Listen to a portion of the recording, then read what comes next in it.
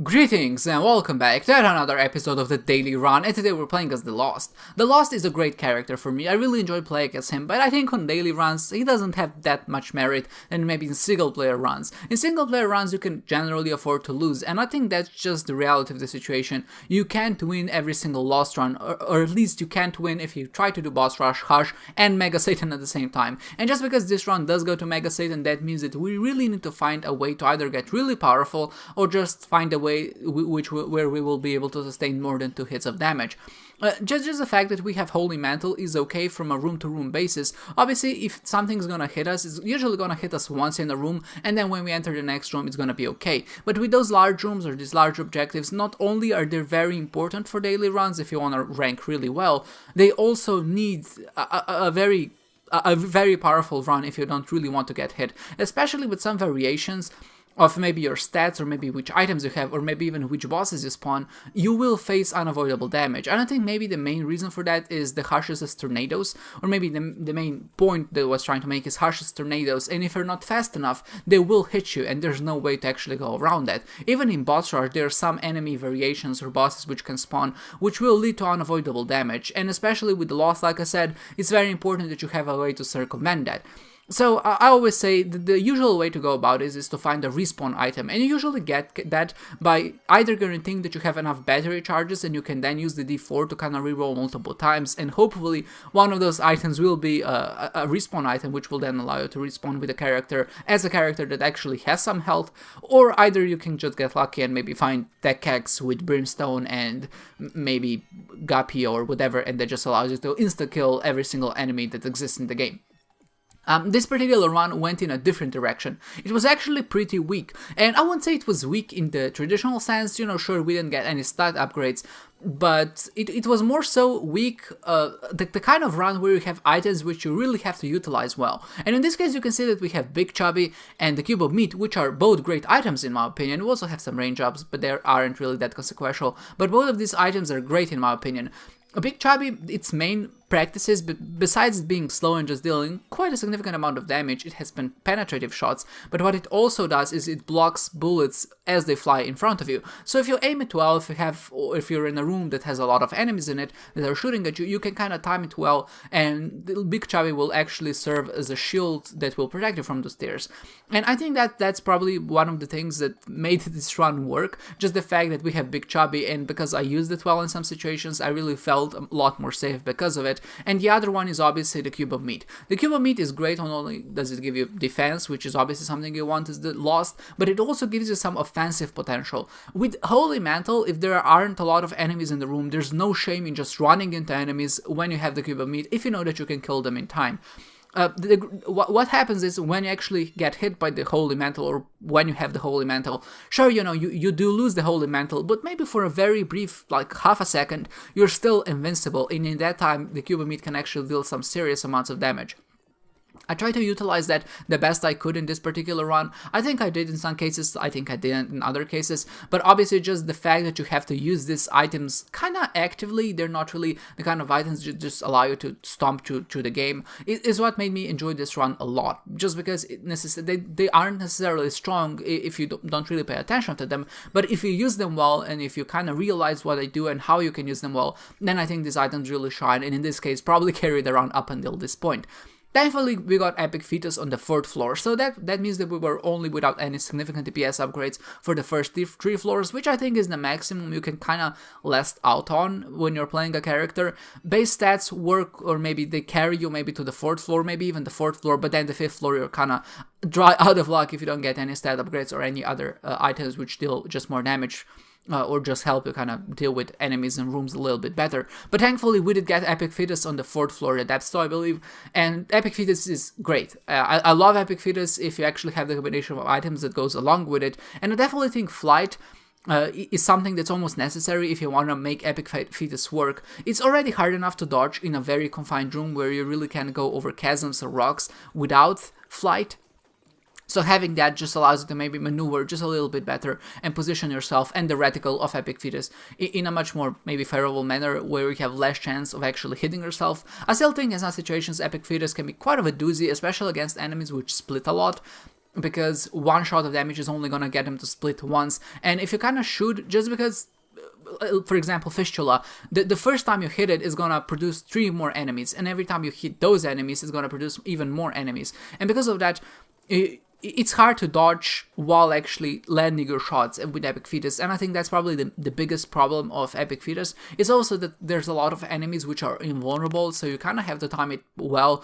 Maybe the most positive, or maybe the first example I can think of, is a room with a lot of hosts that also has skulls on it, and you kind of have to wait and dodge the skulls, and you still have to wait for those hosts to actually come up so you can actually kill them. But the problem is you kind of have to time it before they actually go, because if you shoot just as soon as they raise the head up, by the time the rocket will actually shoot down, they will be invincible again, so it's not really gonna work.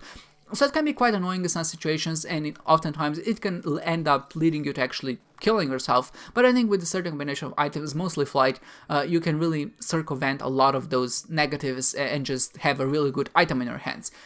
We picked up Chaos, and a lot of people might be wondering, why would you pick up Chaos? You kind of hate it in most cases. I hate it mostly because it's not really random, it just gives you a lot of Bob items. But in this case, this is exactly what we want. We have Epic Fetus, and thankfully it synergizes with, I think, almost every bomb item that there is in the game. So it's always good to pick it up. So we have butt bombs in this case and glitter bombs, and I think both of these are just great on Epic Fetus, even though I didn't get any other synergies like poison bombs or maybe mega bombs or whatever.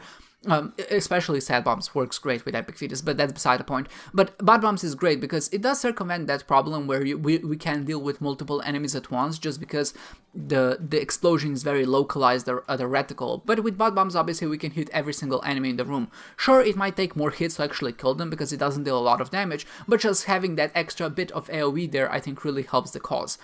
And glitter bombs is great because passively, just as we're actually killing and clearing rooms, we're just gonna get some consumables out of there. We got some Hierophant cards, we got some coins, we got some bombs. Overall, it wasn't like super impactful, but it did help us just a little bit. Maybe it gave us like 500 points in total, but the item paid for itself. And if we had a bit more of a combination, so if we had something like Bomber Boy, for example, or maybe if we found Quad Shot, we could have probably utilized that to break the game at least to some extent, to maybe get a 2 of Diamonds card or something like that, which would double our consumables.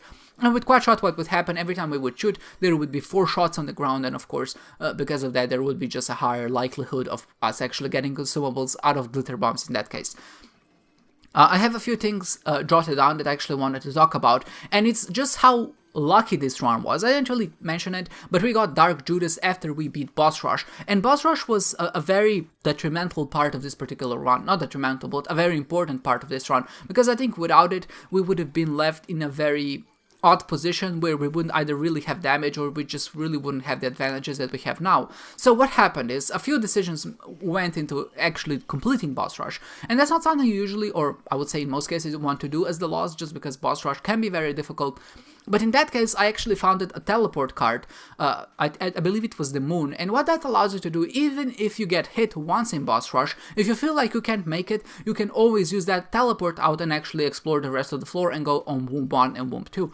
So I think in that case, having a teleport card is just great, and it basically allowed us to do Boss Rush. I did get hit once just because I wasn't fast enough to escape the Brimstone laser, but I kind of persevered and went through on Boss Rush. And thankfully, because I completed it and because of Chaos, which is a bit accidental, I got Dark Judas, and because of Dark Judas I was able to actually respawn as a character which can actually have health, and that allowed us to have just a bunch of hearts after that. But what allowed us to get to Boss Rush was Mama Mega, and Mama Mega I found in one of the previous floors. I decided to pick it up because I thought I might not be fast enough to actually get to Boss Rush, and even if I was, just having a way to clear the whole floor essentially at once will, first of all, really speed up the process at which I go, but also secondly, it will allow us to be kind of just a bit more safe, to maybe get another chance at a Devil Deal or maybe a Treasure Room, which will then maybe contribute to us finding an item which will allow us to maybe sustain more hits.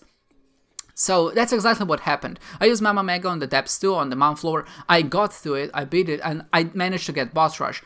I decided to keep the card just for protection, so I could actually teleport out if I got hit. I did get hit, but I decided to persevere just because I thought I could deal with the rest of the ways without getting hit. I thought I was nearing the end. It wasn't exactly the end, but I did manage to persevere and actually survive.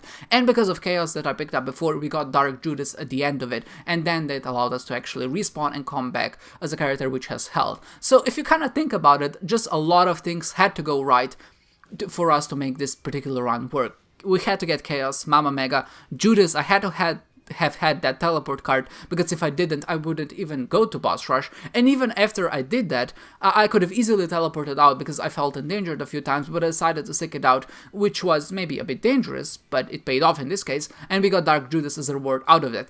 So I'm really not sure how other people have made it through. You know, I'm not saying it's impossible to do it without these things, but to do both Boss Rush and Hush especially, and Mega Satan, without getting hit multiple times, if you didn't have a respawn item, and if you didn't pick up Chaos, if you didn't find the combination of items that I found, I might imagine that it might be very hard, if not almost impossible, to actually complete all of these objectives.